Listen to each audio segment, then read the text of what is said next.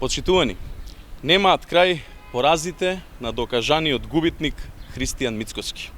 Со неуспешната интерпелација за заменик претседателот на владата задолжен за европски прашања Никола Димитров, одново се поразени деструкциите и неодговорното однесување на ВМРО ДПМН и Мицкоски.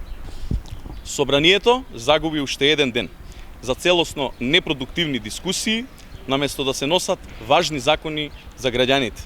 Се обструира работата на собранието на било каков начин. Блефот на Мицкоски и ВМРО ДПМН пропадна. Разбиена е уште една лага за наводно создавање на ново парламентарно мнозинство.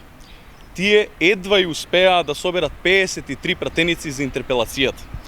Порази и лаги, тоа е учинокот на партијата сместена во Белиот дворец зад мене. Истото ќе биде и со останатите интерпелации. Бидејќи се неосновани, ќе пропаднат интерпелациите за вице-премиерот Љупчо Николовски и министерот за правда Бојан Маричиќ. Ниту самите пратеници на ВМРО ДПМН не веруваат во тие интерпелации. Дури 14 пратеници од пратеничката група не се подпишани, а таму ја нема ниту Гордана Силјановска-Давкова, која ги најави интерпелациите.